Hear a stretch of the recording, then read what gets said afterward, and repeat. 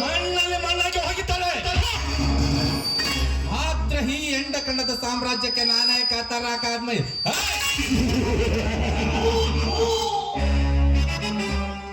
ನನ್ನ ಹಳಿಯ ರವಿವರ್ಮ ಪ್ರಖ್ಯಾತ ಪತ್ರಕರ್ತ. ಅವನನ್ನೇ ನನ್ನ ಕೈಗೊಂಬೆಯನ್ನಾಗಿ ಮಾಡಿಕೊಂಡು ಹಾಲುಂಡ ಮನೆಗೆ ವಿಷವನ್ನೇ ಕಕ್ಕಿಸಿದ್ರಾಯ್ತು. ರವಿವರ್ಮ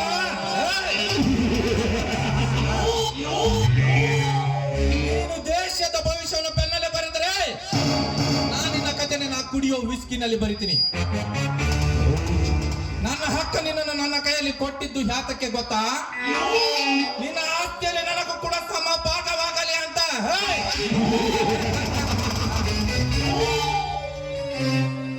तू 1000 दिन के सुल्तान है, मैं 1 दिन का सुल्तान होगा।